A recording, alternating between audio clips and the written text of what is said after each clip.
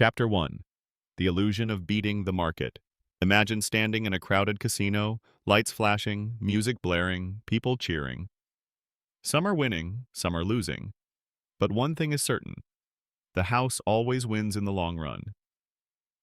Now imagine that same casino stretched across the globe, trading not in poker chips, but in stocks, bonds, and commodities. That casino is the stock market for many people. And just like in a casino, most players walk away poorer, while a select few seem to strike it rich. Here's the uncomfortable truth: most people who try to beat the market end up underperforming it. Not because they're unintelligent, but because the system is designed that way. The market isn't your enemy.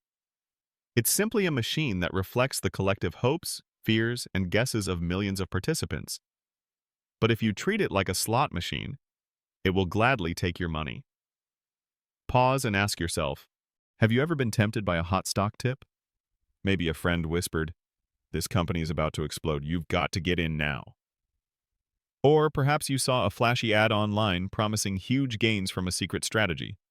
How did that turn out? If you're like most, it ended in disappointment. The pursuit of outsmarting the market is seductive.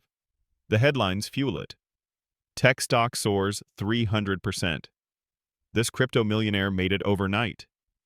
It feels like if you're not chasing these opportunities, you're missing out. But what you're not seeing are the thousands of people who lost money chasing the same dream. For every big winner, there are countless losers, and the losers rarely make the news. Let me share a story. During the late 1990s, the world was gripped by the dot-com boom. Everyone, from Wall Street professionals to college students in dorm rooms, was buying internet stocks. Companies with no profits, and sometimes no real business models, were suddenly worth billions. It felt like free money. Then the bubble burst. Within months, trillions of dollars vanished. Retirements were destroyed. Families who thought they had struck gold were left scrambling. The few who got out early made fortunes. But they were the exception, not the rule. Fast forward to 2008, the housing market collapsed. Once again, ordinary people were sold the illusion that housing prices would rise forever. Investors flipped properties like trading cards. When reality struck, wealth evaporated almost overnight. Once again, the pattern repeated. A handful made money by betting against the herd, but the majority paid the price. Here's the lesson. Trying to consistently outsmart the market is like trying to predict every roll of the dice in Vegas. You might win occasionally, but over the long run, the odds are against you. And unlike Vegas, the stakes here aren't just entertainment money, they're your life savings. So what's the alternative? Instead of trying to beat the market, you can choose to own the market. This is where common sense begins. By holding a broad, diversified set of investments, say, an index fund that represents the entire market, you stop gambling on individual outcomes and start aligning with the long-term growth of the economy itself. Think of it like this. You can try to pick the next Amazon before it becomes Amazon. Or you can simply own a little piece of every company, ensuring you capture the winners without betting your future on guesswork. Over decades, the market tends to rise, reflecting innovation, productivity, and the natural expansion of human progress. If you own the whole market, you benefit from that growth without needing a crystal ball. But why is it so hard for people to accept this truth? Because it's boring. It lacks the excitement of chasing a quick fortune. Nobody brags at parties about their simple index fund. They'd rather tell you about their hot stock pick that doubled last month. Yet if you follow those same people 5 years later, many of them are broke, while the quiet, boring investor steadily grew wealth in the background. Pause here and reflect. Would you rather look rich today or be wealthy tomorrow? That's the choice every investor makes. This doesn't mean you'll never experience losses. The market, by its nature, goes up and down, sometimes violently. In fact, downturns are inevitable. But here's the key difference. When you stop trying to beat the market and instead align with it, those downturns become temporary storms rather than devastating shipwrecks. You're no longer a gambler, you're an owner. Let's put numbers to this. Historically, The US stock market has returned about 9 to 10% annually over long stretches. That doesn't mean 9% every year. Some years it's plus 30%, others it's 20%. But over decades, the average smooths out. Meanwhile, studies show that the average individual investor, constantly chasing performance, earns far less often, just 3 to 4% a year, because they jump in and out at the wrong times. In other words, impatience costs them half their wealth. So here's the common sense path. Stop playing the casino game. Stop believing you can predict the unpredictable. Instead, harness the incredible power of long-term ownership. And here's a little mental trick I want you to remember. Every time you feel the urge to chase a hot stock, imagine yourself walking into a casino with your retirement savings in your hand. Would you really slide that money across the blackjack table? Or would you step back, take a breath, and choose a strategy built to last? Engage with me for a second. If this idea makes sense to you, hit the like button and let me know in the comments. Have you ever fallen into the trap of chasing market hype? Your story might help someone else avoid the same mistake. And if you want more practical wisdom like this, don't forget to subscribe, because we're just getting started on this journey together. The illusion of beating the market has destroyed more wealth than it's ever created. But by recognizing it for what it is, a game designed for entertainment, not success, you can step onto the path of true wealth. In the next chapter, we'll explore what it really means to own the market, and why becoming a business owner through your investments may be the smartest move of your life.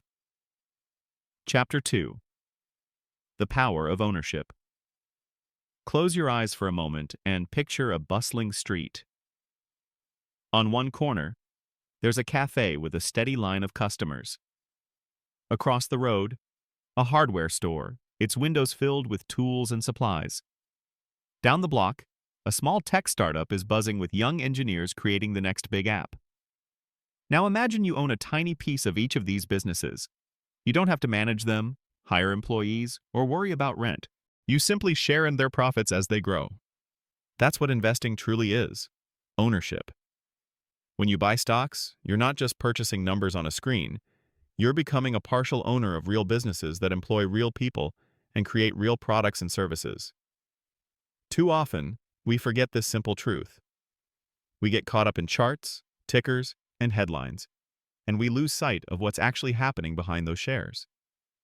Ownership is the foundation of wealth. Pause and ask yourself, do you currently think of your investments as mere lottery tickets? Or do you see them as ownership stakes in companies shaping the world? The most powerful part of ownership is that it allows your money to work while you sleep. Unlike labor, which demands your time and energy, ownership generates income without requiring your daily presence. Whether you're at work, on vacation, or simply resting at home, the businesses you own are operating, selling, innovating, and, if they're successful, returning profits to you. This is the quiet, steady path that has built fortunes for generations. Let me illustrate this with a story. In the 1950s, a school teacher named Grace Groner lived a modest life. She never earned a large salary, but in her youth, she purchased just 3 shares of a small company called Abbott Laboratories. She held on to them for decades, reinvesting the dividends. By the time she passed away in 2010, her modest purchase had grown into more than $7 million. $7 million. She didn't gamble, she didn't trade constantly, she didn't chase tips. She simply owned and held. Ownership turns the odds in your favor. Instead of trying to predict which company will skyrocket, you align yourself with human progress itself. As economies grow, populations expand, and innovation accelerates, the businesses you own collectively benefit. And because you own them, so do you. Contrast this with labor. Labor is limited. You have only so many hours in a day. But ownership scales infinitely. You don't need to build every smartphone to share in Apple's success. You don't need to open every store to benefit from Walmart's expansion. Ownership means leverage. Your money participates in value creation far beyond your personal capacity. Now, some people resist this idea because they feel detached from corporations. They say, I don't want to invest in businesses, I'm not a CEO. But that's the beauty of it. You don't need to be. Ownership democratizes wealth creation. For the cost of a single share, or even a fraction of one today, you step into the role of owner. That's power within reach of ordinary people, not just the elite. Of course, not every company succeeds. Some fail, some stumble, some vanish entirely. That's why diversification, owning many businesses instead of just one, is essential. When you spread your ownership across hundreds or thousands of companies through a simple index fund, you don't have to guess which cafe will thrive or which startup will fail. You own them all, and the collective tide of progress lifts your wealth over time. Pause for reflection. Imagine your life 10, 20, 30 years from now. Would you rather look back and say, I chased trends and worried constantly, or I quietly owned a piece of the world and it built wealth for me while I lived my life? Think of famous investors like Warren Buffett. People often see him as a genius stock picker, but if you look closely, his greatest success came from the power of ownership over time. He buys businesses, holds them, and lets compounding do the heavy lifting. His wealth isn't the result of wild bets, it's the result of ownership and patience. This is why ordinary investors often misunderstand wealth building. They think it requires brilliance, insider knowledge, or non-stop trading. In truth, the secret is shockingly simple. Own productive assets for the long term. That's it. Ownership plus time equals wealth. But there's a deeper layer here. Ownership isn't just about money. It's about mindset. When you own, you think differently. Suddenly, you care less about market gossip and more about long-term growth. You shift from a consumer mentality to a builder mentality. You stop asking, how can I spend more? And start asking, how can I invest more so I can own a greater share of the future? That shift changes everything. Let's zoom out for a moment. The greatest fortunes in history, from Rockefeller to Gates to Bezos, were built on ownership, not wages. Wages provide stability, yes, but ownership multiplies wealth. And the opportunity to own isn't reserved for billionaires anymore. Through modern investing tools, anyone with even a few dollars can begin. Now, I want to be clear. Ownership requires patience. Businesses don't grow overnight, and economies face setbacks. There will be years when your ownership feels like a burden instead of a blessing. Markets fall, headlines scream, fear spreads. But history shows that over the long arc of decades, ownership prevails. The cafe keeps serving customers. The hardware store keeps selling supplies. The tech startup may stumble, but another will rise. Life goes on, and ownership compounds. Engage with me here. If this resonates with you, hit that like button and share your thoughts in the comments.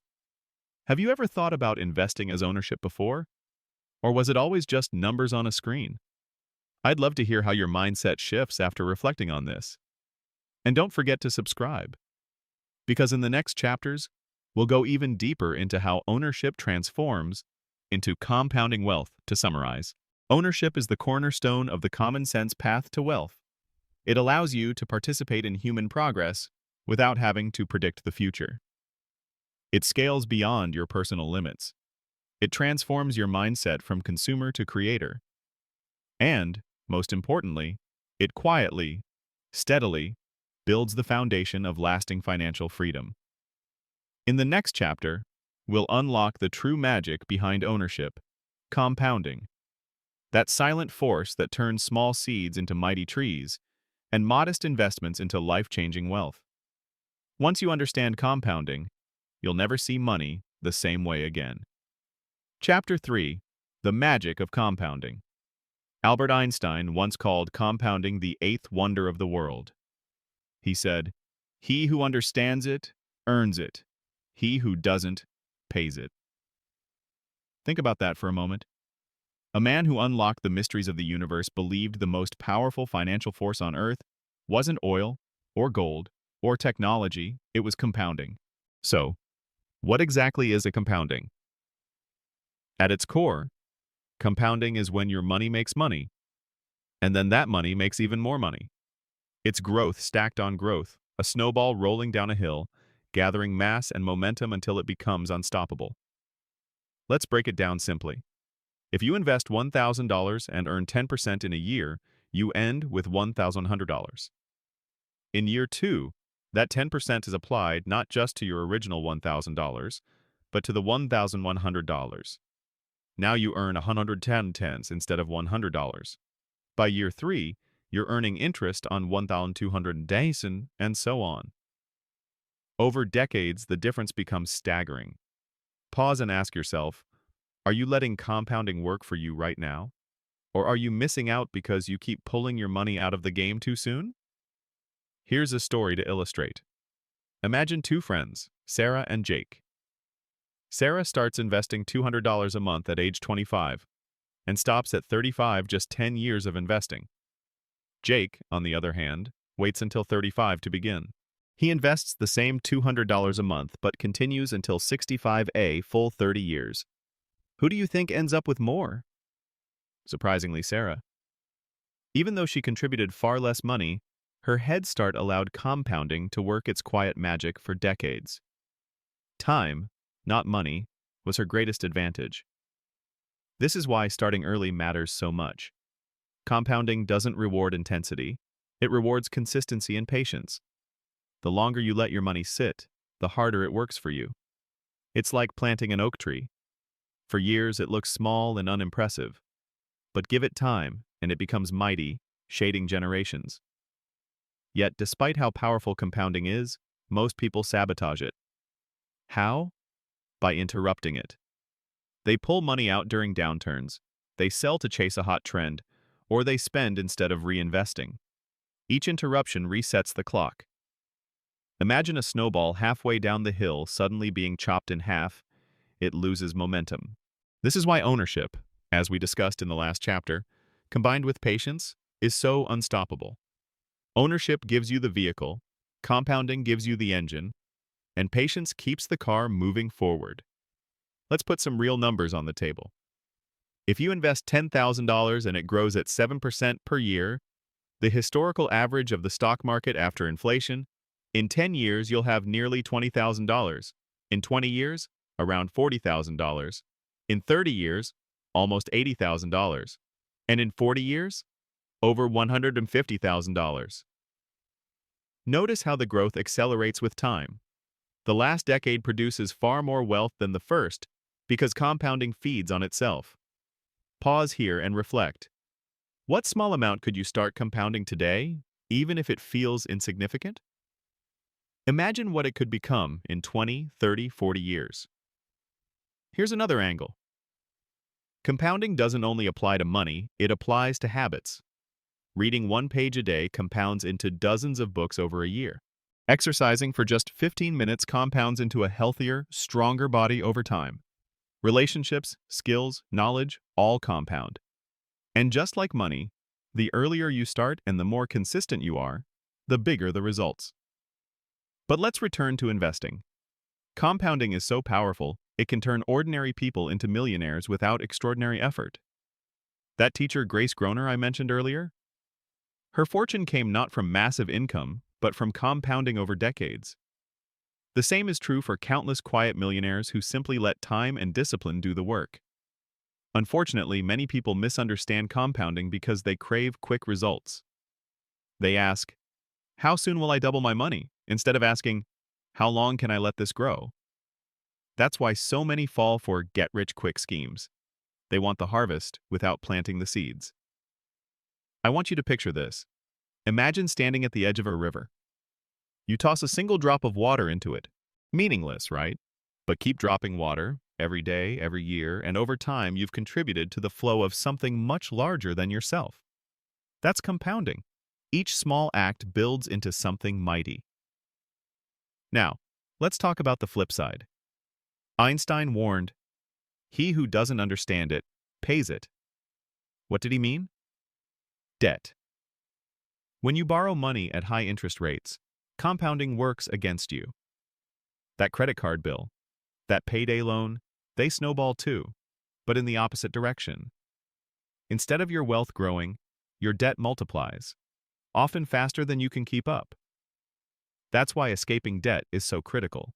Until you do, compounding is your enemy. not your ally. Engage with me here. Drop a comment below if you've ever had that aha moment about compounding. Maybe you saw a retirement account suddenly accelerate after years of feeling slow. Or maybe you learned the hard way through debt. Share your story, it could inspire someone else. And if you're finding this powerful, hit that like button and subscribe so you don't miss the rest of this journey. The bottom line is this: compounding is the quiet, invisible force that builds lasting wealth. It doesn't ask for brilliance, only patience. It doesn't require fortune, only consistency. And it doesn't reward those who sprint, but those who endure. So, as you walk this common-sense path to wealth, remember, your job is not to outsmart the market. It's to let compounding work for you. Protect it. Nurture it. Give it time. And one day, you'll look back in awe at how something so small became something so extraordinary. In the next chapter, we'll uncover the enemy of compounding, the hidden costs that quietly steal your wealth without you even noticing. Because if compounding is the engine of growth, costs are the leaks that drain the fuel. And knowing how to plug those leaks might be the most important money lesson of your life. Chapter 4. Costs. The silent wealth killer. Imagine filling a bucket with water. Drop by drop, you pour it in, day after day, year after year. You expect that one day the bucket will overflow. But what if, at the very bottom, there's a tiny hole you can't see? At first, it seems harmless. Just a drip here, a drip there. But over time, the water level never rises as high as it should. The hole has been silently draining your effort all along. In the world of investing, that hole represents costs. And make no mistake, costs are the silent wealth killer. They creep in quietly, disguised as harmless fees, commissions, or management charges. But over decades, they can rob you of tens, even hundreds of thousands of dollars. Here's the shocking part. Most people don't even realize how much they're paying. The financial industry is brilliant at hiding costs in fine print, burying them under jargon, or normalizing them so completely that investors assume they're inevitable. Pause and ask yourself. Pause and ask. Do you know exactly how much you're paying in investment fees right now? Most people don't. Let's run an example.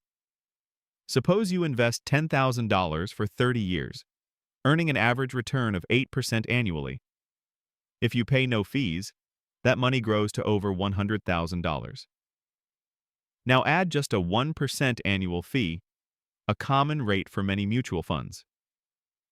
After 30 years, you don't end up with $100,000. You end up with about $76,000. That's $24,000 gone.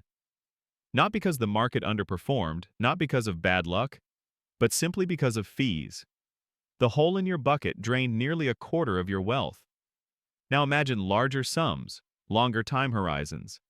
The numbers become staggering. That's why costs matter so much. Even what seems small 0.5% here, 1% there, compounds into enormous losses over a lifetime. Here's the irony. Studies show that higher-cost funds don't even outperform lower-cost ones. In fact, the opposite is often true. The more you pay in fees, the worse your returns tend to be. The math is simple. The more money that goes to the middleman, the less stays in your pocket. Let me tell you a quick story. A young professional named Daniel thought he was doing everything right. He saved diligently, invested in mutual funds, and trusted the glossy brochures promising expert management. Decades later, he looked at his retirement account and felt disappointed. Curious, he dug into the numbers and discovered he had been paying 1.5% in fees every year for 30 years. That small fee had quietly siphoned away over $300,000 of his potential wealth.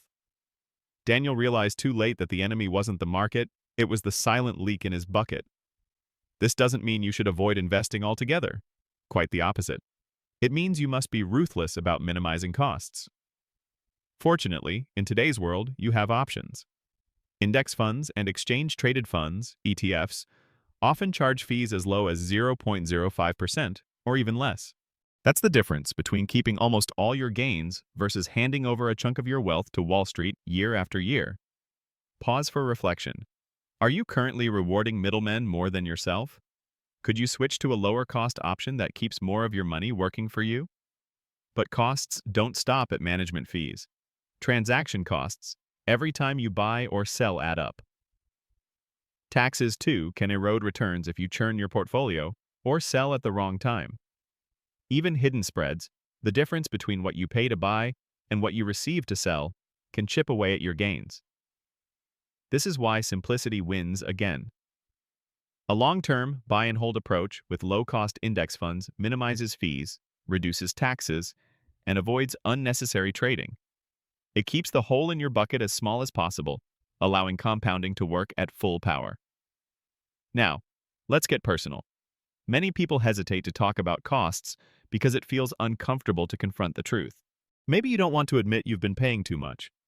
Maybe you trust your advisor and feel guilty questioning them. But let me tell you this. Nobody will protect your wealth more fiercely than you. Advisors, funds, and brokers are businesses. They thrive on fees. You thrive on minimizing them. Your goals are not the same. I want you to picture this. You're running a marathon, training hard, putting in the miles. But every day, someone sneaks into your gym bag and steals a little food, a little water. Not enough to notice at first, but on race day, you're exhausted. You wonder why you can't keep up.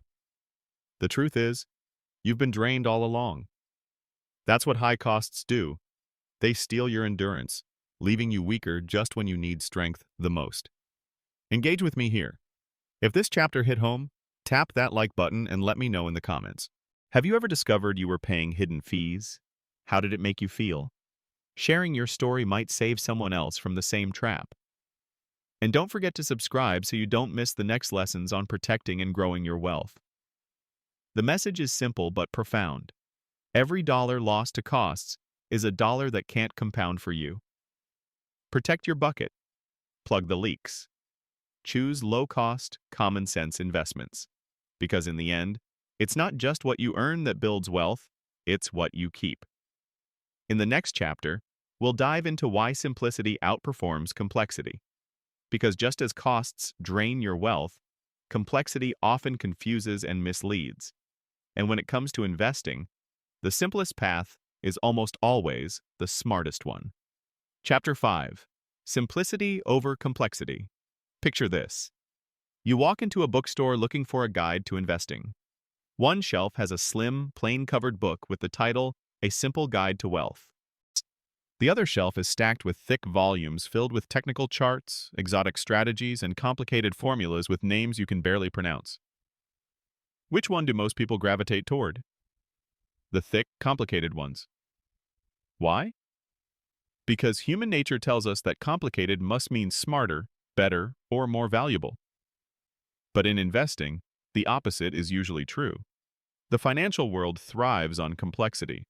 Wall Street creates endless products, derivatives, hedge funds, exotic ETFs, each wrapped in shiny marketing and sold as the next big thing.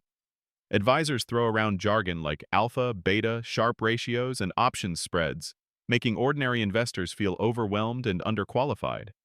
And when you're overwhelmed, you're more likely to hand over control and your money. Here's the truth. Wealth doesn't come from complexity. It comes from common sense, discipline, and time. Complexity is often a smokescreen, designed to justify high fees or lure you into believing you need experts to decode the mysteries of the market.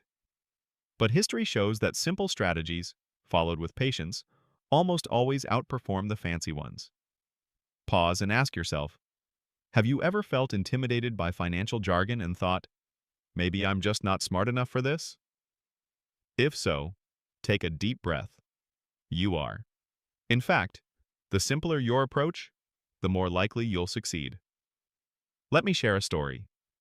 Years ago, two groups of investors were tracked over time.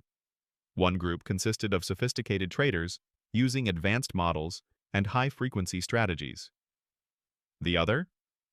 Ordinary people who simply invested in a low-cost index fund and left it alone. Guess which group came out ahead after a decade? The ordinary people. Not because they were smarter, but because they didn't get in their own way with complexity. Complexity, leads to overconfidence. Overconfidence leads to constant tinkering, and constant tinkering leads to underperformance. Investors who chase complex systems often end up selling low, buying high, and paying high costs along the way. Meanwhile, the boring investor who kept it simple quietly compounded wealth year after year. Think of it like cooking. Imagine two chefs trying to make dinner. One uses 20 ingredients, 3 pans, and complicated techniques, hoping to impress. The other uses 5 fresh ingredients, cooks them well, and serves a delicious meal. Which one would you rather eat? In investing, as in cooking, quality comes from simplicity done well, not unnecessary complexity. Here's another way to see it. The most successful investors often use the simplest strategies. Warren Buffett, arguably the greatest investor of all time, has said that for the average person, the best strategy is to invest in a low-cost S&P 500 index fund and hold it for life. That's it. No exotic formulas, no daily trading. Just ownership, patience, and compounding.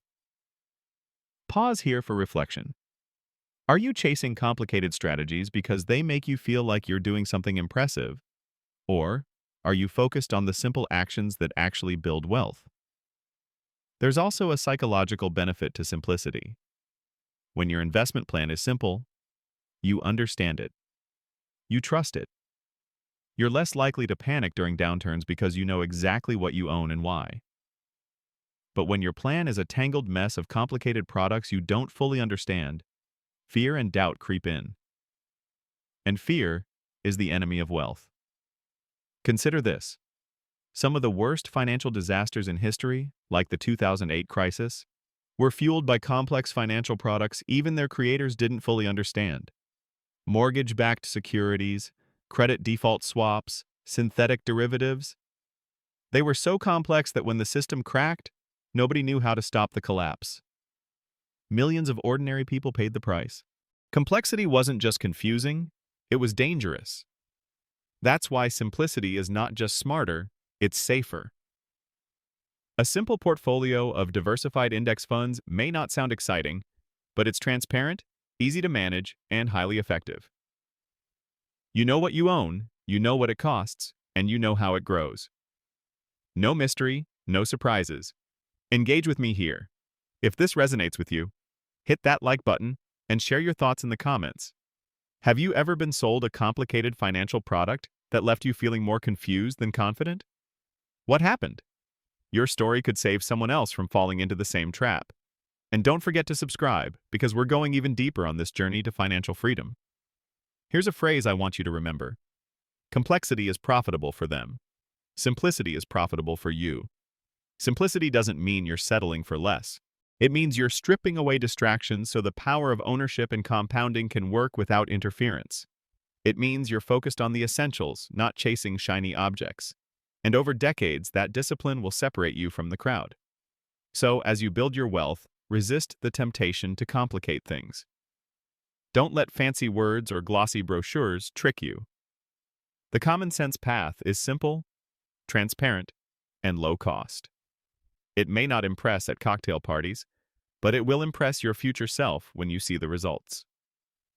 In the next chapter, we'll talk about the star of this simple approach index funds. These humble tools are the backbone of common sense investing. They give you ownership of the entire market at minimal cost with maximum peace of mind. If simplicity is the strategy, index funds are the weapon. And once you understand their power, you'll never look at investing the same way again. Chapter 6.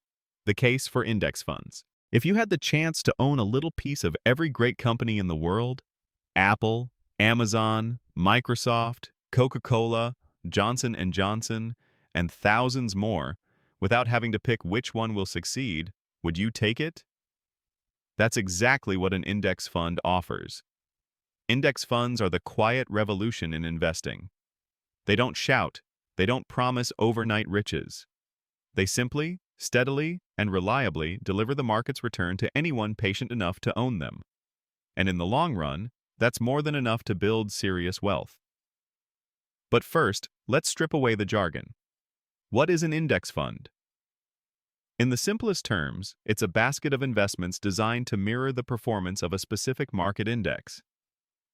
For example, an S&P 500 index fund owns shares in the 500 largest companies in America. If the S&P 500 rises, so does your fund. If it falls, your fund falls too. You don't try to beat the market, you become the market. Pause and ask yourself, does it really make sense to spend your life trying to outsmart millions of traders and professionals when you can simply own the market itself? Here's the incredible thing. History shows that most professional investors, yes, the so-called experts, fail to beat the market over time. They charge high fees, churn portfolios, and boast about their strategies. But decade after decade, the majority of them underperform a simple index fund. That means an ordinary investor, with zero expertise, can do better than the pros simply by choosing the low-cost, common-sense option. Let me share a famous story. Warren Buffett once made a bet with a group of hedge fund managers. His challenge was simple. Over 10 years, could they outperform a basic S&P 500 index fund? These managers, armed with resources, teams, and complex strategies, gladly accepted. After all, how could a dumb index fund beat brilliant professionals? 10 years later, the results were clear. The index fund crushed the hedge funds. Buffett won the bet, and ordinary investors everywhere had proof that simplicity beats complexity. But why do index funds perform so well? 3 reasons: cost, diversification, and discipline. First, cost. Index funds are cheap to operate. There's no expensive manager trying to guess the next hot stock. The fund simply mirrors the market, so fees are minimal. As we discussed in the last chapter, lower costs mean more money compounding in your favor. Second, diversification. An index fund spreads your money across hundreds, sometimes thousands of companies. Instead of gambling on one or two, you own them all. Some will fail, some will thrive, but the collective whole has historically grown over time. Diversification is protection against the unknown. Third, discipline. By owning the entire market, you avoid the trap of jumping in and out based on emotions or predictions.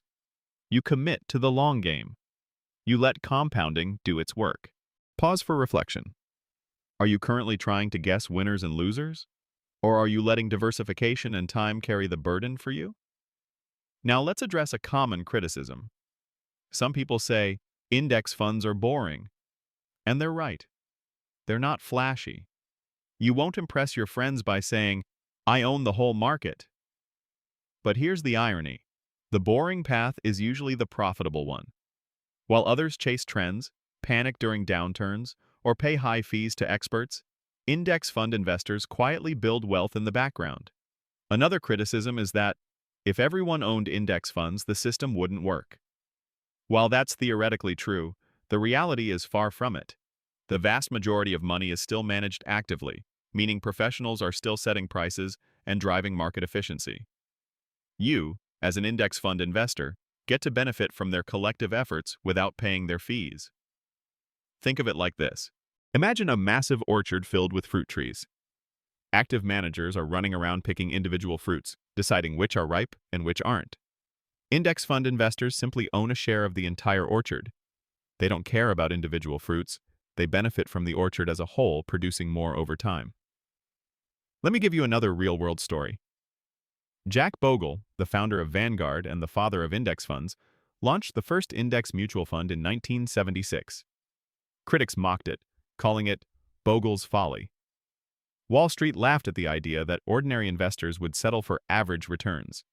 But over time, that average outperformed most of the experts. Today, trillions of dollars are invested in index funds, and millions of people owe their financial security to Bogle's vision. Engage with me here. If this chapter clicked for you, smash that like button and tell me in the comments. Do you already own index funds, or is this a brand new idea for you? And if you're finding value here, don't forget to subscribe, because we've got even more life-changing insights ahead. Now here's the bottom line. Index funds embody everything we've talked about so far: ownership, Compounding, low costs, and simplicity.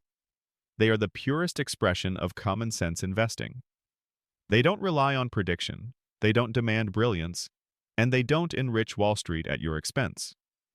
They simply allow you to own the market, ride its natural growth, and build wealth steadily over time. Of course, discipline is required. Index funds aren't a get-rich-quick scheme.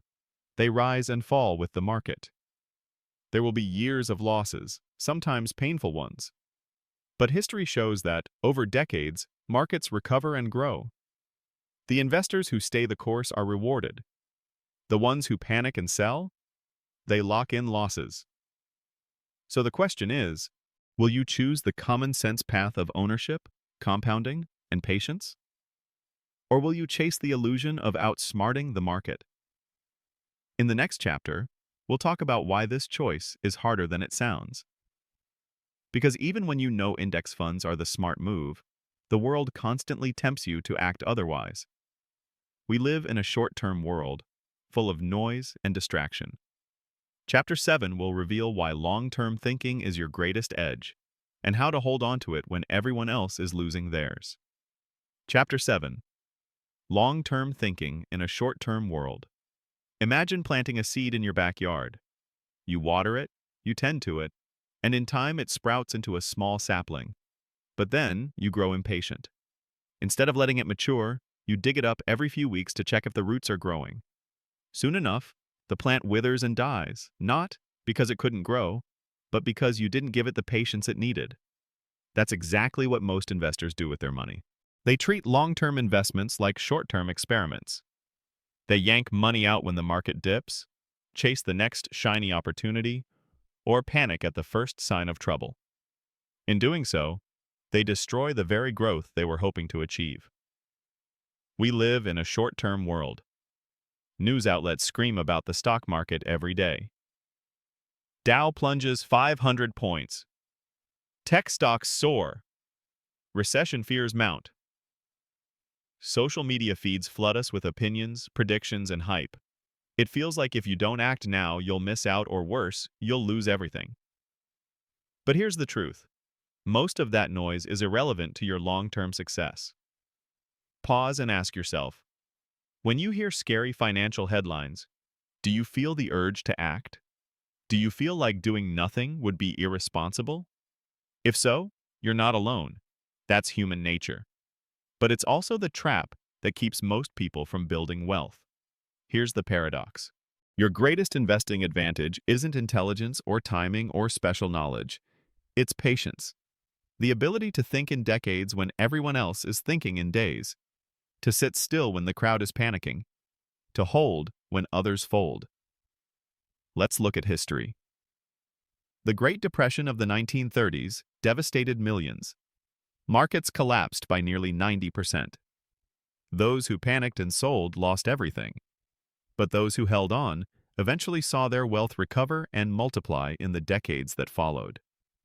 The same story played out after World War II, during the stagflation of the 1970s, the dot-com bust of the 2000s, and the global financial crisis of 2008. Every time, the short-term outlook seemed hopeless. Every time, the long-term trend was upward. Think about this. In 2008, when the financial system was collapsing, if you had invested $10,000 into the US stock market and simply held it, by 2023, that investment would be worth more than $40,000. The news headlines would have told you to run for the hills. Patience would have told you to stay the course. Which would you have listened to? This doesn't mean markets rise in a straight line. They don't. They rise, they fall, they rise again. But the long-term trend reflects human progress, innovation, productivity, and resilience. Over time, economies grow. And when you own the market, you share in that growth. Here's a story I love. Fidelity once studied which of their clients had the best investment returns. Surprisingly, it wasn't the active traders or the sophisticated investors. It was the accounts of people who had forgotten they even had an account. Why? Because they didn't trade. They didn't panic. They didn't chase. They just sat still and let compounding do its work. Forgetfulness beat brilliance. Pause for reflection. If you walked away from your investments for 20 years, would you be better off than if you tinkered with them every week? Chances are, yes. But here's the challenge. Long-term thinking is hard because the world bombards you with short-term noise. The financial industry profits when you trade, when you panic, when you move your money around. News companies profit when you click on fear-driven headlines. Social media profits when you argue about predictions. None of these forces want you to sit still. But sitting still is exactly what builds wealth. Think of investing like farming. You can't plant seeds today and expect a harvest tomorrow. Crops take time to grow. If you dig them up every week to check, you ruin the process. Wealth works the same way. Time is the fertilizer, patience is the water, and consistency is the sunshine. Without them, nothing grows. So how do you resist the pull of short-term thinking? One way is perspective. Zoom out. Instead of looking at daily or monthly market charts, look at decades. Suddenly, the short-term dips look like tiny bumps on a steady upward climb. Another way is automation. By setting up automatic contributions to your investments, you remove emotion from the equation. Whether the market is up or down, your money keeps working, quietly building wealth. Let me leave you with this mental image. Imagine a roller coaster. In the short term, the ride feels wild ups, downs, sudden drops. But from a distance, the track is clearly designed to move forward. Investing is the same. If you focus only on the seat you're strapped into, you'll feel sick. If you step back and see the entire ride, you realize the dips are temporary and the direction is progress. Engage with me here. If this chapter made you rethink your relationship with time, hit that like button and share your thoughts in the comments. Do you struggle with patience, or are you naturally long-term focused? Your answer might encourage someone else to stay the course. And don't forget to subscribe, because the next chapters will take this even deeper. The truth is, wealth doesn't reward the impatient. It doesn't reward the fearful. It rewards the disciplined. Long-term thinking is your greatest advantage in a short-term world, and the sooner you embrace it, the sooner you step onto the true path of financial freedom. In the next chapter, we'll explore a powerful shift in mindset, learning to see the market not as your master, but as your servant. Because once you understand that the market exists to serve you, not control you, you'll never panic during a downturn again. Chapter 8. The market is your servant, not your master. Imagine having a moody neighbor. Some days he's cheerful and offers to sell you things at a bargain. Other days he's gloomy and tries to dump his stuff on you at ridiculous prices. He knocks on your door daily, shouting numbers, begging you to buy or sell. Now here's the question. Do you let this neighbor dictate your life? Or do you simply take advantage of him when it benefits you and ignore him the rest of the time? That moody neighbor is the stock market, and too many investors make the mistake of letting him control their emotions. When he's optimistic, they feel rich. When he's depressed, they feel poor. They ride his moods instead of using his moods. The market should be your servant, not your master. It exists to provide opportunities, not instructions. Yet most people treat it like an authority figure telling them how to feel every day. They see red numbers on the screen and panic. They see green numbers and celebrate. But here's the truth. The real value of your investments doesn't change just because the market is having a mood swing. Ownership of real businesses isn't erased overnight simply because the market is pessimistic. Pause and ask yourself, do you let the market's daily ups and downs control your emotions? Or do you remember that your investments are real pieces of real companies creating real value over time? Consider this. If you owned a local coffee shop, and one day someone offered to buy your share for a lowball price because they were in a bad mood, would you suddenly believe your business was worthless? Of course not. You'd laugh, decline, and keep brewing coffee.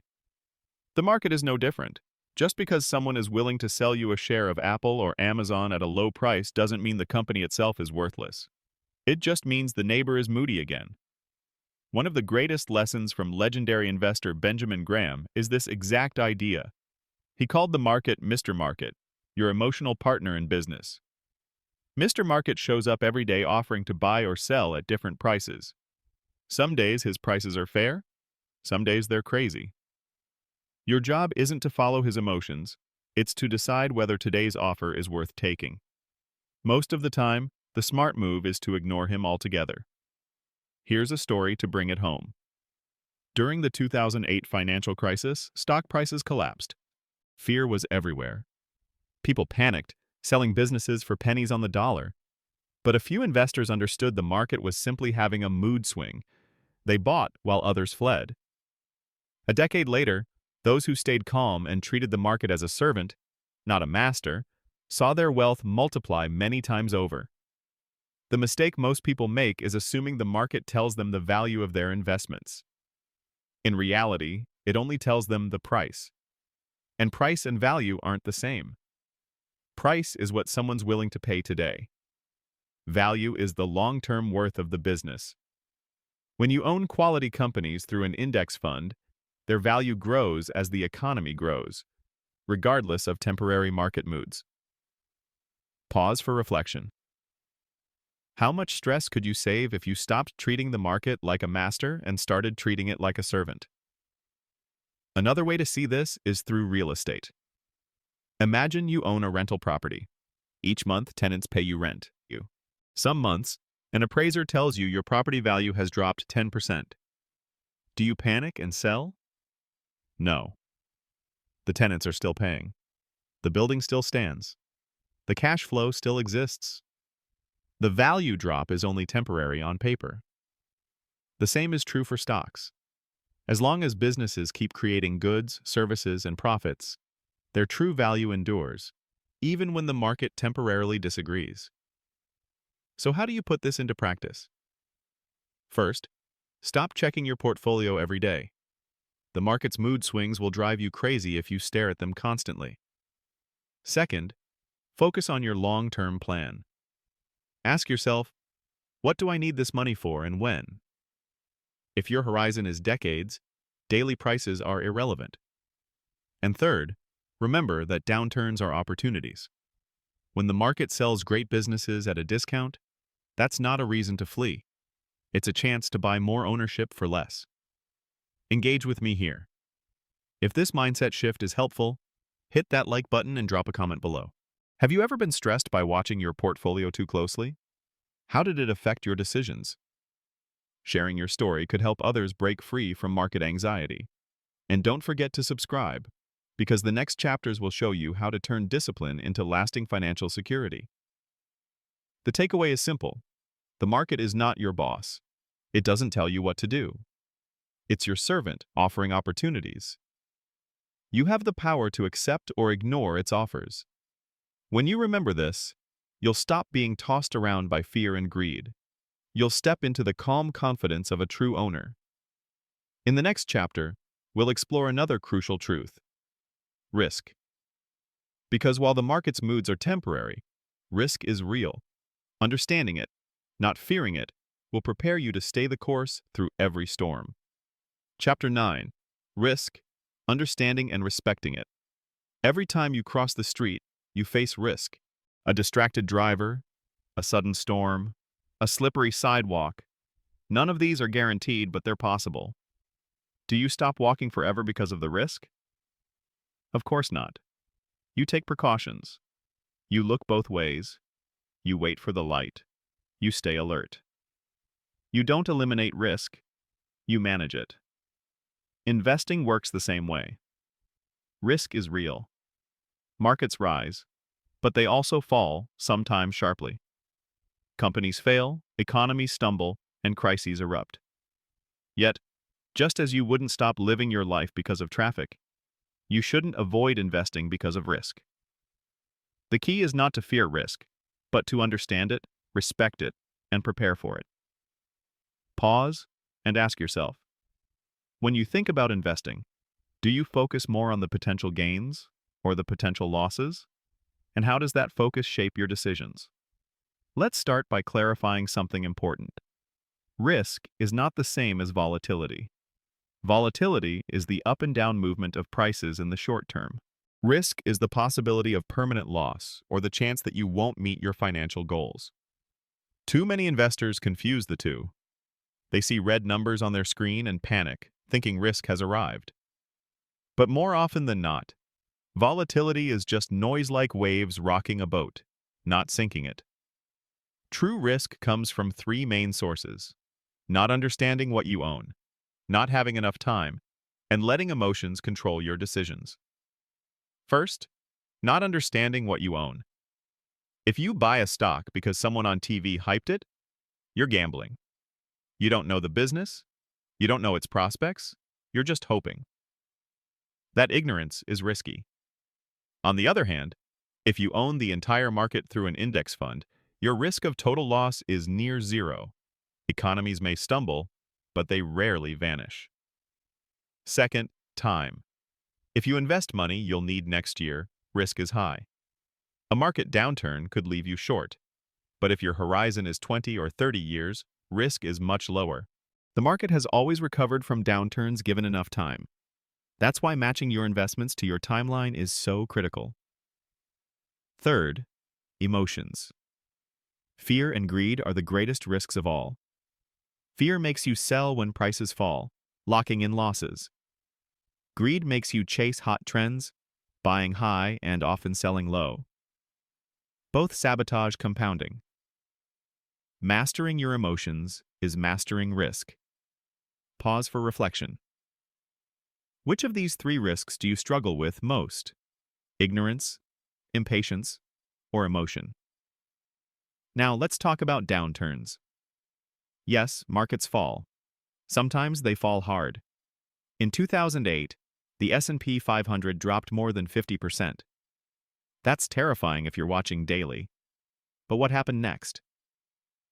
Over the next decade, the market not only recovered, but more than tripled. Investors who panicked and sold lost everything. Those who stayed calm and held on were rewarded. Here's the secret. Downturns aren't just risks, they're opportunities. When prices fall, you're buying the same businesses at a discount. Imagine walking into your favorite store and finding everything half off. Would you run out in fear? Or would you fill your cart? That's how long-term investors see market crashes, not as disasters, but as sales. But, and this is important, you must prepare emotionally before downturns arrive. In the calm of today, remind yourself, crashes will come. That's not a prediction, it's a guarantee. But history shows they are temporary. The long-term trend is growth. Prepare your mind now so you don't panic later. This brings us to diversification, your best tool for managing risk. By spreading your investments across thousands of companies and multiple sectors, you reduce the chance that any single failure will ruin you. Index funds do this automatically. One company may collapse, another may thrive, but the collective moves forward. Another key to managing risk is building a safety net. Keep an emergency fund of cash for unexpected expenses. This prevents you from selling investments during downturns just to cover bills. With a cushion in place, you can let your investments ride through storms. Engage with me here. If this chapter speaks to you, hit that like button and drop a comment below. Have you ever experienced a downturn that scared you into selling? Or did you hold on and later see recovery? Your story might help someone else find courage during the next storm. And don't forget to subscribe. We're just getting to some of the most powerful lessons in this journey. Here's what I want you to remember. Risk is not the enemy. Fear is the enemy. Risk is simply part of life. Without risk, there is no return. The goal is not to avoid it, but to manage it intelligently, with diversification, time, and emotional discipline. Think of it like flying. Turbulence is uncomfortable, but the plane is designed to handle it. The only real danger comes if the pilot panics. In investing, you are the pilot. The market will have turbulence. Will you panic, or will you trust the design and stay the course? In the next chapter, we'll shift from understanding risk to building something positive, your personal wealth plan. Because knowledge is only half the battle. The real power comes from creating a plan tailored to your life and sticking to it, no matter what storms come your way. Chapter 10. Building your personal wealth plan. Imagine trying to build a house without blueprints. You have wood, nails, bricks, and tools, but no clear plan. You might hammer boards together, stack bricks randomly, and hope it all comes out right. The result would be chaos, a structure that can't withstand the first storm. That's how many people treat their finances. They save a little here, invest a little there, dabble in trends, and hope for the best. But without a plan, their financial house is fragile, vulnerable to setbacks, and unlikely to stand the test of time. A wealth plan is your blueprint. It doesn't need to be complicated. In fact, the simpler, the better. But it must be intentional. It must reflect your goals, your timeline, and your tolerance for risk. Without it, you're drifting. With it, you're on a clear path to freedom. Pause and ask yourself, do you have a written plan for your money right now? Or are you just winging it? Let's break down what a personal wealth plan looks like. It starts with clarity. Ask yourself 3 simple questions. What am I investing for? Retirement? A home? Financial independence? When will I need the money? In 5 years? 10 years? 30 years? How much risk can I stomach without losing sleep? Once you answer these, you can begin to design a plan. For most people, the goal is long-term wealth retirement or financial independence decades away. That means your biggest ally is time, and your strategy should harness compounding over the long haul. The core of your plan will likely be simple: low-cost index funds diversified across the market. That's your foundation. From there, you adjust based on timeline and risk tolerance. If you're young, you may lean heavily on stocks for growth. If you're closer to retirement, you may add more bonds for stability. The mix of these assets, called asset allocation, is the heart of your plan. Here's a simple rule of thumb many use. Subtract your age from 100 to decide what percentage of your portfolio should be in stocks. So if you're 30, about 70% stocks, 30% bonds. At 60, about 40% stocks, 60% bonds. It's not perfect, but it's a starting point. The idea is to balance growth and safety as your life changes. Pause for reflection. If you had to design your mix today, what would it look like? More growth-oriented or more stability-focused? Another key part of your plan is consistency. Decide how much you'll invest each month and automate it. Treat investing like paying a bill to your future self. This removes emotion and ensures you keep building wealth even when life gets busy or markets get shaky. Your plan should also include a safety net. An emergency fund of 3 to 6 months of expenses keeps you from dipping into investments when unexpected costs arise. This small cushion protects your long-term compounding by preventing premature withdrawals. Now, let's talk about goals. Too often people say, I just want to be rich. That's not a plan. A plan defines rich in concrete terms. For example, I want to have $1 million by age 60, which will provide $40,000 a year in retirement income.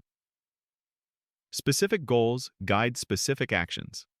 They tell you how much to invest, how long to stay invested, and when you've succeeded.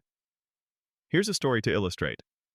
A couple in their 30s, Mark and Lisa, wanted financial freedom by 55. They sat down, calculated their expenses, and determined they needed $800,000 invested to retire comfortably. Working backward, they figured out how much they needed to invest monthly to hit that number, assuming a 7% annual return. Then they automated contributions to index funds. For 20 years, they didn't chase trends or panic during downturns. They followed their plan. At 55, they looked up and saw they had surpassed their goal. Freedom wasn't an accident. It was the result of a blueprint followed faithfully. Pause and imagine. If you could design your perfect financial future, what would it look like? What age would you retire? What lifestyle would you live? That vision becomes the North Star of your wealth plan. But remember, your plan must be flexible. Life changes, jobs shift, families grow, economies swing. Your plan is not carved in stone. Review it yearly, make small adjustments, but never abandon the core principles of ownership, compounding, low costs, and patience. One of the most important parts of a wealth plan is protecting it from sabotage, mostly by yourself. During market crashes, your emotions will scream, "Abandon ship!" During booms, they'll whisper, "Bet big!" Your plan is the anchor that keeps you steady. Write it down. Commit to it. When emotions flare, look back at your plan and remind yourself why you built it. Engage with me here. If you don't have a written plan, let this be your wake-up call. Drop a comment below and tell me, what's one financial goal you want to lock into your plan today? And if this chapter inspired you, hit that like button and subscribe for more tools to help you stay the course. At the end of the day, wealth isn't built by luck. It's built by design. Your plan is that design. It's the blueprint that turns random saving into intentional investing and uncertainty into confidence. Build it, follow it, trust it. In the next chapter, we'll shift from numbers to psychology. Because even the best plan can be derailed if your mindset isn't aligned. Chapter 11 will reveal why behavior often matters more than intelligence, and how mastering the psychology of money might be the greatest wealth skill of all. Chapter 11. The psychology of money. Picture this. Two investors walk into the same bank. Both have the same income, the same savings, and the same opportunities. 10 years later, one is financially free, while the other is drowning in debt. What made the difference? Not intelligence. Not access to information. Not even luck. The difference was psychology, the way each of them thought and behaved around money. Money is not just math. If it were, everyone would be wealthy. The formulas are simple. Spend less than you earn, invest the difference, and let compounding do its work. Yet most people fail, not because they don't know the math, but because they can't manage their emotions. Fear, greed, impatience, and ego derail more wealth plans than bad investments ever could. Pause and ask yourself, what emotions come up most often when you think about money? Fear of losing it, excitement about gaining it, or something else? Let's start with fear. Fear makes investors sell when markets drop. It whispers, "This time is different. Get out before you lose everything." Fear convinces you that temporary declines are permanent disasters, but history proves otherwise. Every major downturn has eventually given way to recovery. Fear-driven selling locks in losses and prevents you from enjoying the rebound. Now let's look at greed. Greed makes investors chase the latest fad.com stocks in the 1990s, real estate in the 2000s, cryptocurrencies in recent years. Greed tells you, everyone's getting rich. If you don't act now, you'll miss out forever. But chasing trends usually means buying high and selling low, the exact opposite of wealth building. Then there's impatience. Impatience makes investors abandon long-term strategies because results feel too slow. Compounding requires decades, but impatience demands decades shrink into months. This is why so many jump from one opportunity to another, never staying long enough to reap rewards. Finally, ego. Ego makes investors believe they're smarter than the market, smarter than history, smarter than the odds. Ego convinces them they can time the market, pick the winners, and outsmart millions of participants. Yet time and again, ego leads to disappointment, because the market humbles even the brightest minds. Pause for reflection. Which of these four emotions, fear, greed, impatience, or ego, has cost you the most money in the past? Here's a story to illustrate. In the early 2000s, during the dot-com boom, an investor named Kevin poured his savings into internet stocks. He wasn't alone. Everyone around him seemed to be getting rich. Greed and ego told him he was making the right move. Then the bubble burst. His portfolio collapsed, and in panic, he sold everything at a massive loss. Years later, Kevin admitted the math had been simple, but his psychology had betrayed him. Contrast that with another investor, Maria. She set up automatic contributions to a simple index fund. During booms, she didn't get greedy. During busts, she didn't panic. She trusted her plan. Decades later, Maria was financially independent, not because she was smarter than Kevin, but because she mastered her psychology. This is why behavior matters more than brilliance. The best investment strategy in the world will fail if you can't stick to it. Meanwhile, an ordinary strategy, followed faithfully with discipline, will succeed. So how do you master the psychology of money? First, know yourself. If you know you panic easily, set up systems like automation that remove the need to act on emotion. If you know you get greedy, remind yourself of past mistakes, or keep a journal of your financial decisions to hold yourself accountable. Second, shift your mindset from scarcity to abundance to scarcity says, there's never enough. I must act now or lose my chance. Abundance says, there will always be opportunities. Wealth is built over decades, not days. This mental shift reduces anxiety and helps you stay patient.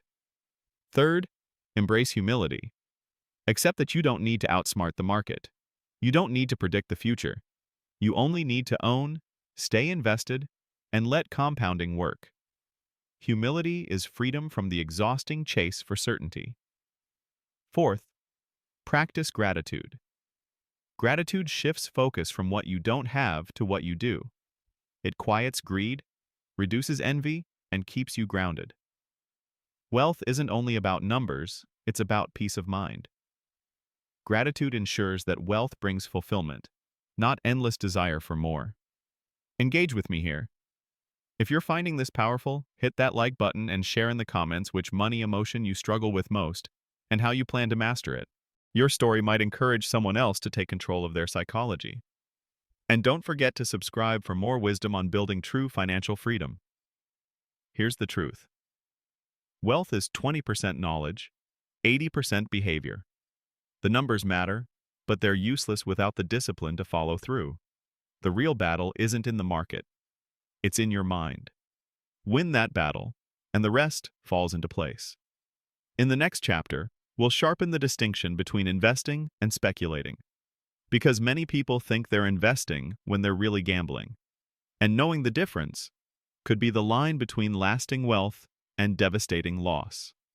Chapter 12. Investing versus speculating. Imagine two people standing side by side. One plants a seed in fertile soil, waters it regularly, and waits patiently for it to grow into a tree that will bear fruit for decades. The other throws dice on a casino table, hoping luck will deliver instant winnings. Both are putting something at risk, but only one is investing. The other is speculating. This distinction is one of the most important and most misunderstood in finance. Too many people confuse the two, believing they are investing, when, in reality, they're gambling. And the difference matters, because one path leads to wealth, while the other often leads to disappointment. Pause and ask yourself, are you truly investing for the long term? Or are you speculating, hoping for a quick hit? So what exactly separates investing from speculating? Investing means owning productive assets for the long term. Stocks, bonds, real estate, things that generate value. When you invest, you become an owner. You trust that businesses will grow, economies will expand, and innovation will continue. You don't need to predict every twist and turn.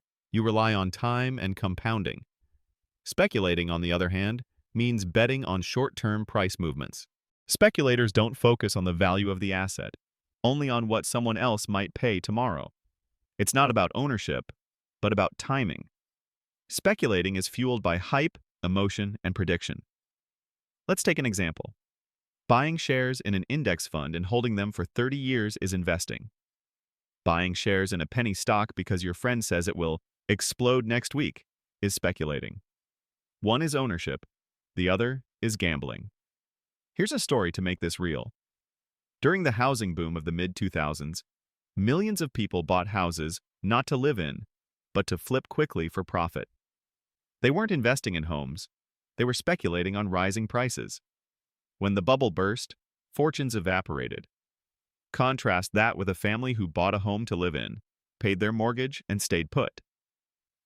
Their home may have lost value temporarily, but over decades it grew in worth and provided security. That's the power of investing over speculating. Pause for reflection.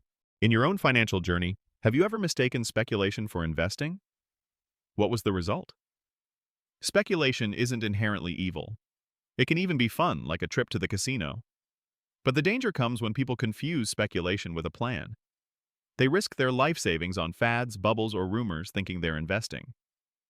When those bets collapse, they're devastated. One of the most dangerous forms of speculation today is chasing the next big thing. Maybe it's a hot new stock, a cryptocurrency, or a startup. Stories of overnight millionaires spread like wildfire, tempting ordinary people to jump in. But for every millionaire you hear about, thousands of others quietly lost everything. Speculation creates headlines. Investing creates wealth. Let me share another perspective. Imagine buying farmland. As an investor, you care about the crops it will produce year after year. As a speculator, you don't care about crops. You only hope someone will pay more for the land tomorrow. Which do you think is safer over decades? The farmer's approach, not the gambler's. Another way to spot the difference: investing requires patience. Speculating demands urgency. Investors are content to wait years, even decades, for wealth to grow. Speculators are always asking, how soon can I double my money? That impatience often leads to reckless choices. Engage with me here. If this chapter hits home, hit that like button and share in the comments. Have you ever been tempted by a get-rich-quick opportunity? Did it work out, or did it backfire? Your story could help someone else recognize the trap. And don't forget to subscribe so you don't miss the chapters ahead. Here's the irony. Most professional traders are speculators too. They churn portfolios, try to time markets, and bet on short-term movements. Yet studies consistently show they underperform simple, patient investors who stick with index funds. The casino always wins in the end. And in finance, the casino is Wall Street. That's why common sense investing works.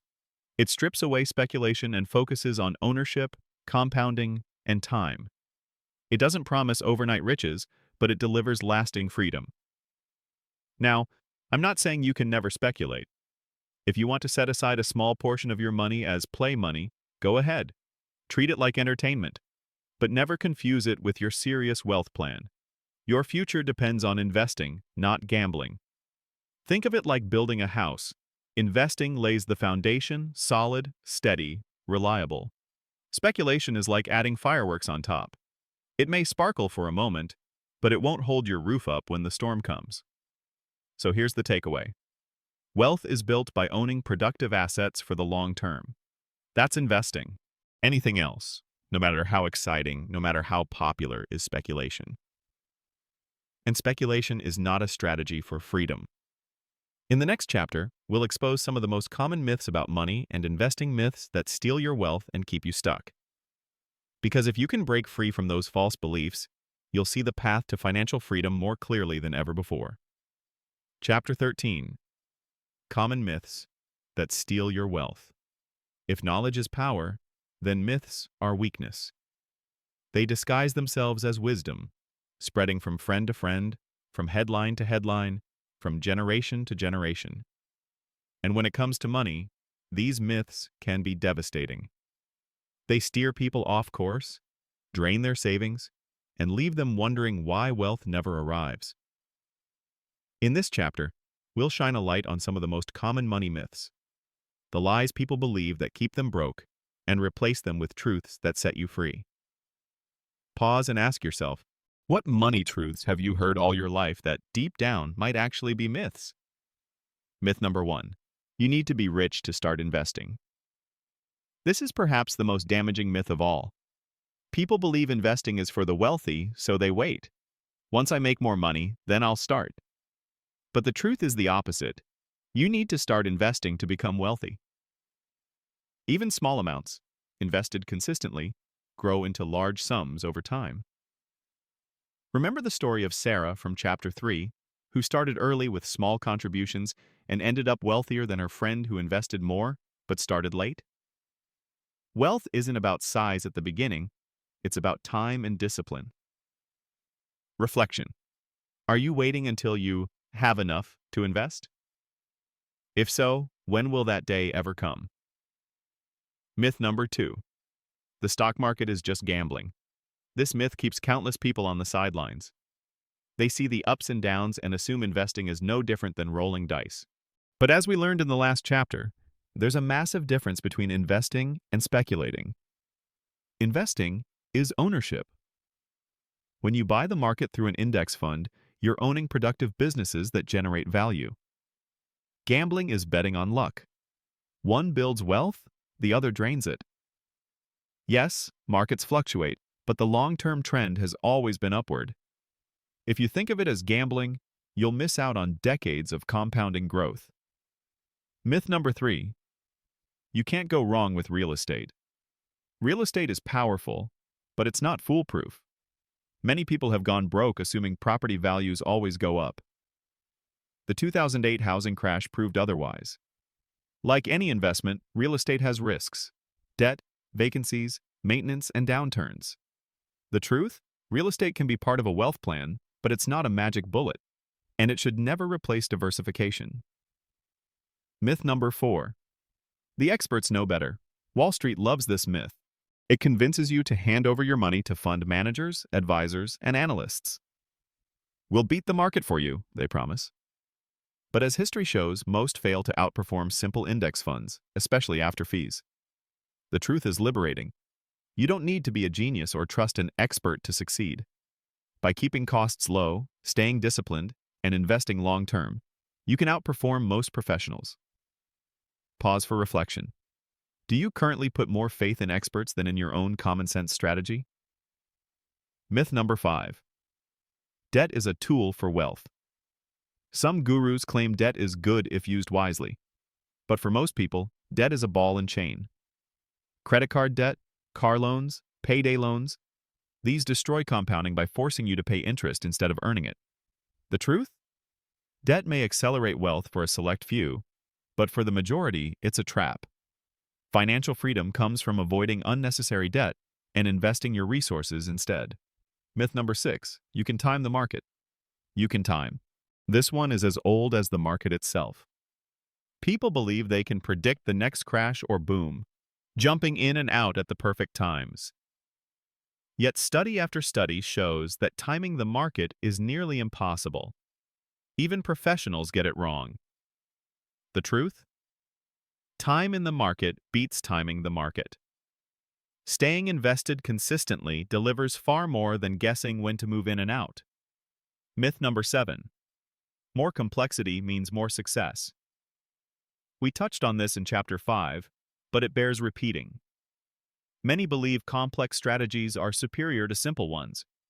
But the truth is, simplicity like low-cost index funds outperforms complexity for the vast majority of people.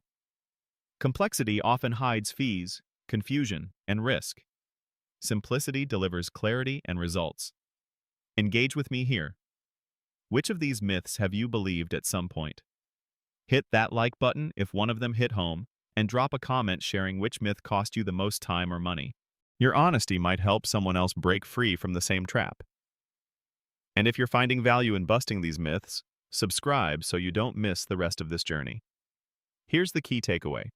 Myths are powerful because they feel true. They align with our emotions: fear, greed, impatience. But truth is even more powerful. The truth is that anyone can invest. The truth is that ownership builds wealth.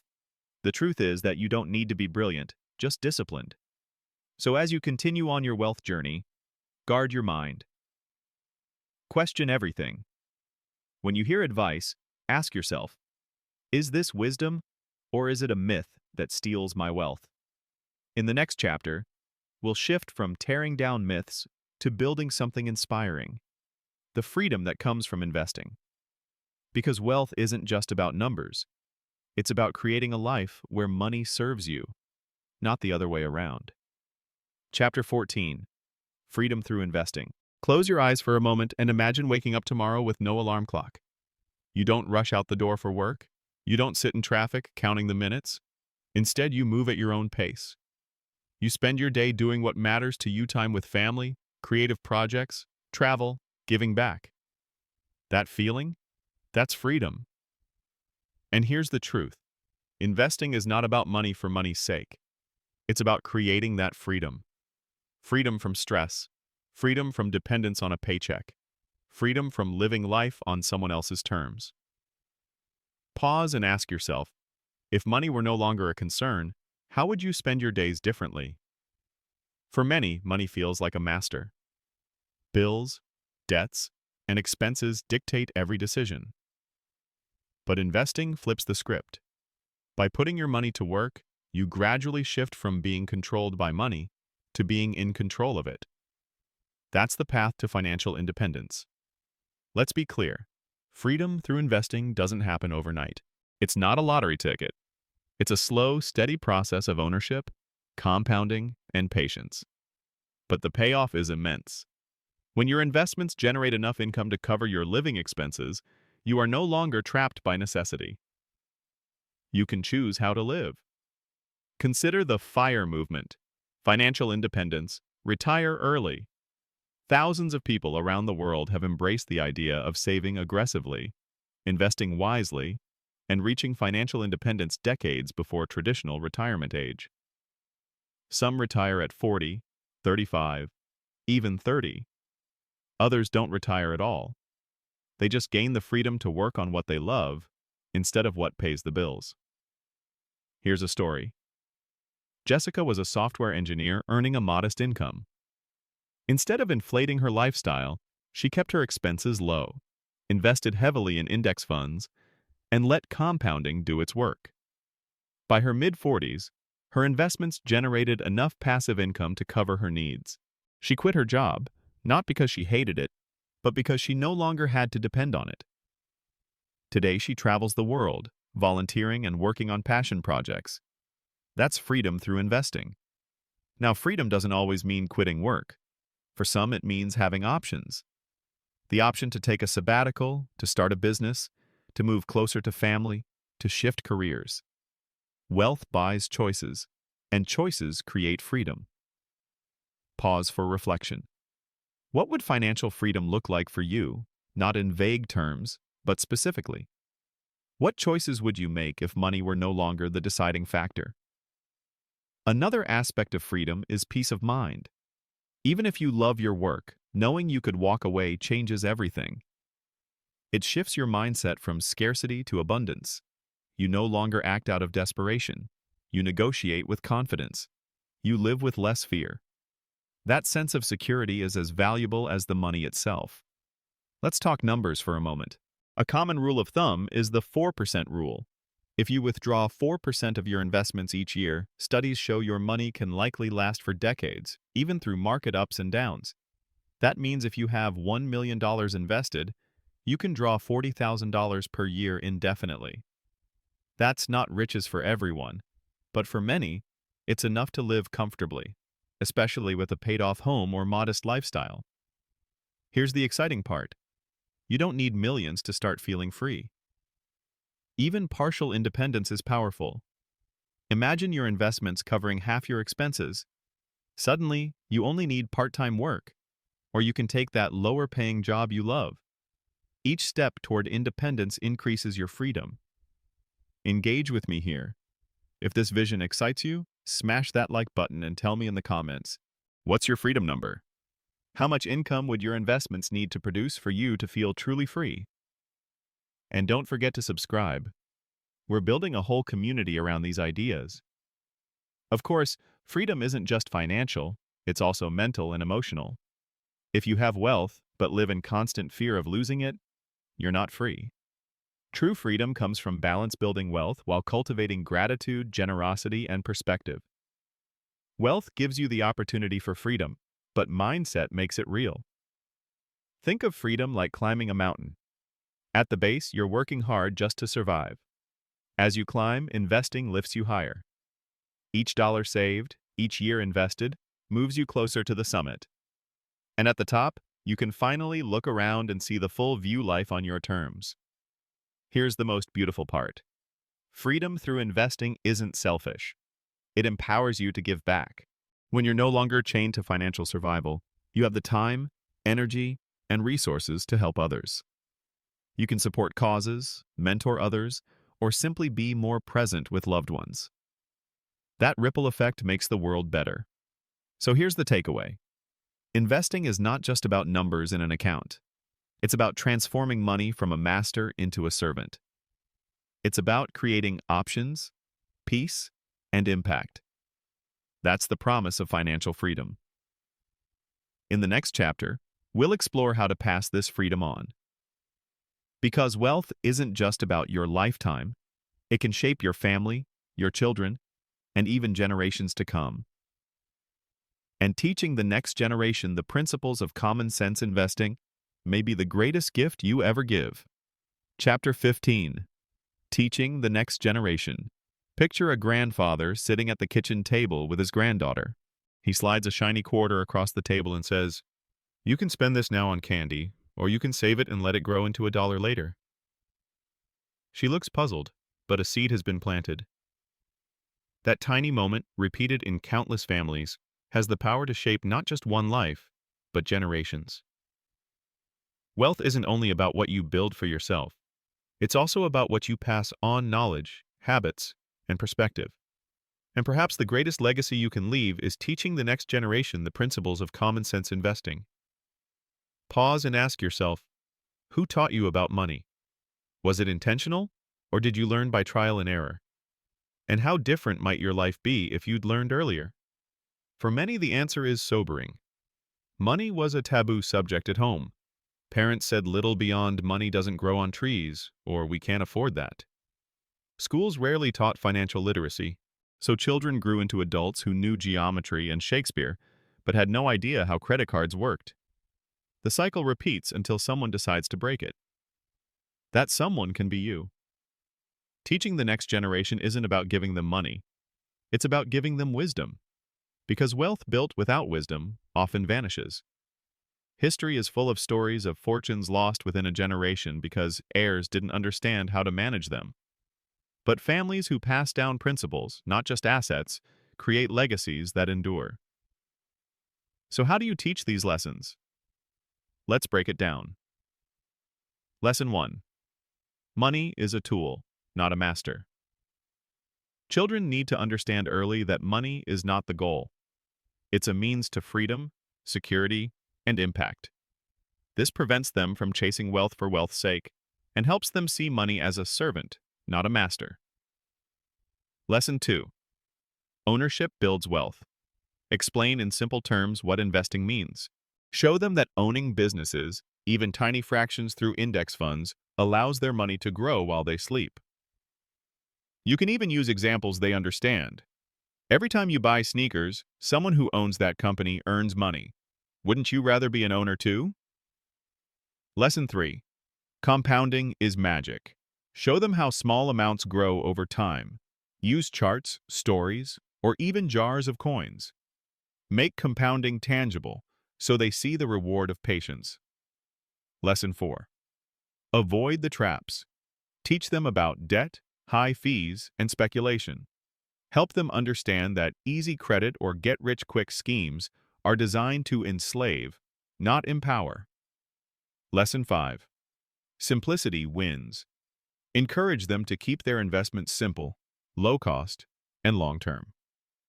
Instill the idea that boring is beautiful when it comes to wealth. Here's a story. A father named David wanted to teach his teenage son about investing. Instead of giving lectures, he helped his son open a small investment account.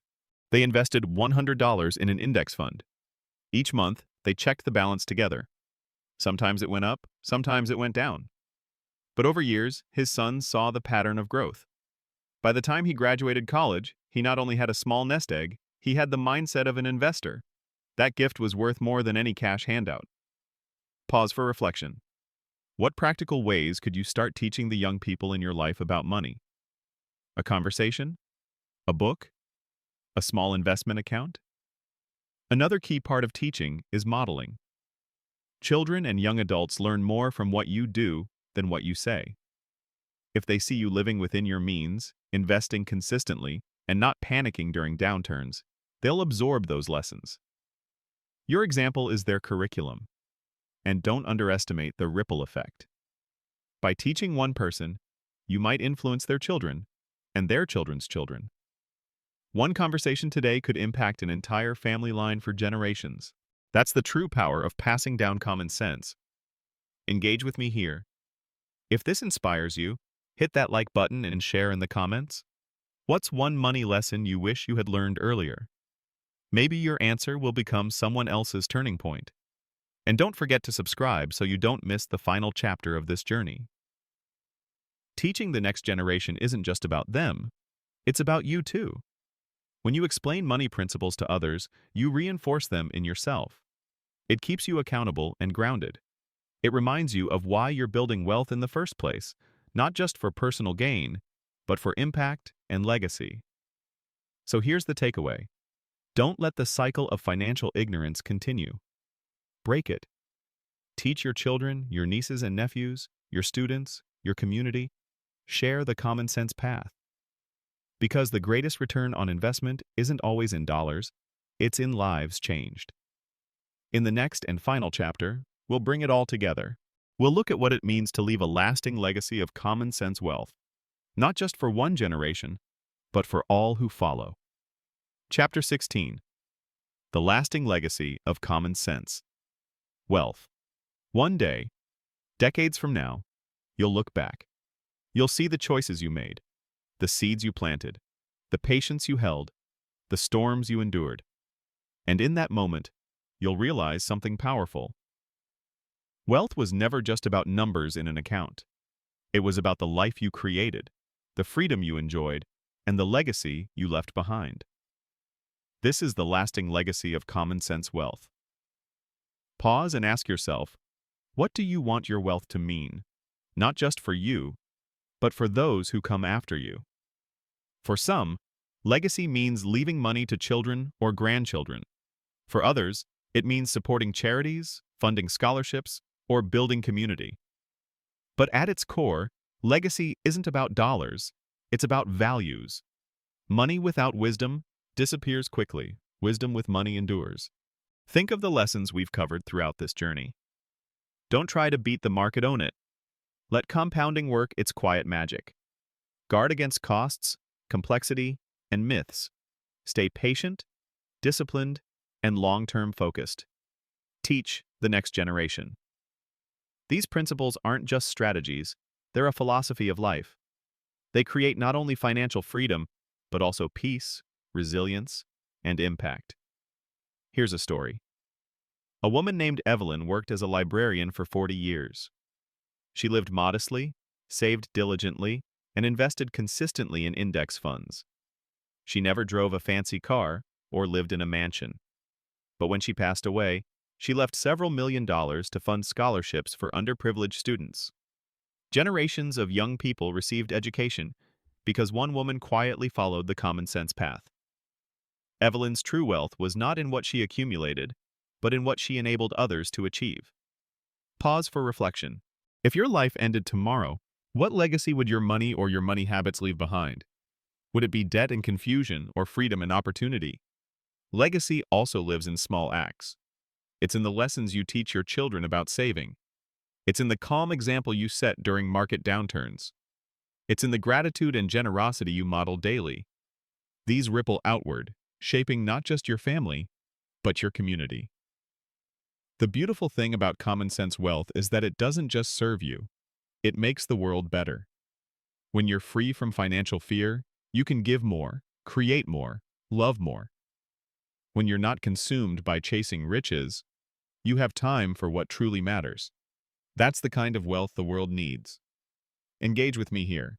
If this vision of legacy resonates, hit that like button and tell me in the comments. What kind of financial legacy do you hope to leave? And if this entire journey has impacted you, subscribe and share this series with others who need it. Let's build a movement of common sense investors together. Here's what I hope you remember most. Common sense wealth isn't flashy. It won't make headlines. It won't impress your neighbors today. But over time, it will quietly transform your life. It will give you freedom, security, and purpose. And one day, when others look back at your life, they'll see not just what you had, but what you built, what you gave, and who you became. So as we close this book, let me challenge you. Don't let these chapters be just words in your ears. Take action. Start your plan. Automate your investing. Teach someone else. Protect your compounding. Live your freedom. And most of all, pass it on. Because the true measure of wealth is not how much you keep, but how much you leave behind in lessons, in love, in legacy. This is the common sense path to wealth. And now, it's your path. Walk it boldly, walk it patiently, and watch how it transforms not just your bank account, but your entire life.